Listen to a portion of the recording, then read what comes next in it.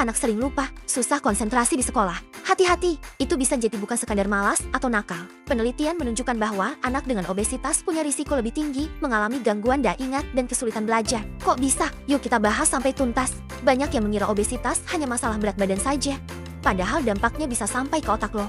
Jadi begini, ketika lemak tubuh berlebihan, tubuh akan memproduksi lebih banyak zat peradangan atau inflamasi. Nah, zat ini bisa mengganggu hipokampus, yaitu bagian otak yang sangat penting untuk mengatur ingatan dan kemampuan belajar. Akibatnya, anak Jeti mudah terdistraksi, informasi baru Jeti susah masuk, dan akhirnya prestasi belajar di sekolah bisa menurun.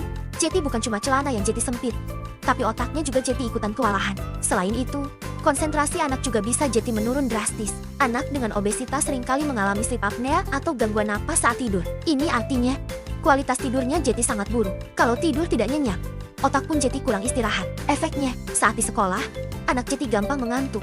Baru 10 menit pelajaran dimulai, sudah bilang, "Bu, aku ngantuk, boleh tidur aja nggak?" Padahal pelajarannya baru saja mulai. Kualitas tidur yang buruk ini benar-benar menghambat kemampuan otak untuk fokus sepanjang hari. Masalah berat badan juga seringkali membuat anak Jeti bahan ejekan teman-temannya.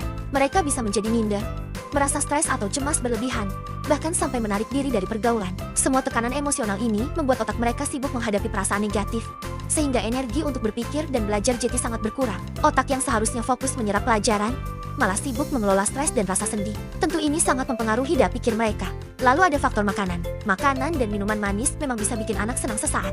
Tapi kalau berlebihan, ini justru jadi masalah. Lonjakan gula darah yang tiba-tiba membuat otak Jeti cepat lelah setelahnya. Anak Jeti lebih rewel dan susah fokus. Otaknya seperti sedang buffering terus. Loadingnya lama. Energi yang seharusnya dipakai untuk belajar malah habis untuk memproses gula yang berlebihan di tubuh. Tapi tenang, masih banyak kok yang bisa kita lakukan untuk membantu anak menjadi lebih sehat. Pertama, batasi minuman manis dan junk food. Ganti dengan camilan sehat seperti buah-buahan. Kedua, ajak anak untuk aktif bergerak minimal 60 menit setiap hari. Bisa dengan bersepeda, lari-larian di taman, atau olahraga favoritnya. Ketiga, pastikan anak mendapatkan tidur yang cukup dan teratur setiap malam. Keempat, yang paling penting, berikan dukungan emosional.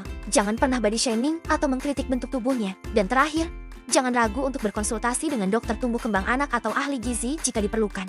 Ingat, tujuan kita bukan untuk membuat anak menjadi kurus, tapi untuk membantu mereka tumbuh sehat, cerdas, dan percaya diri. Obesitas pada anak bukan cuma soal penampilan, tapi sangat mempengaruhi kesehatan dan masa depan otak mereka. Yuk, kita sama-sama dukung anak kita untuk tumbuh lebih cerdas dan bahagia.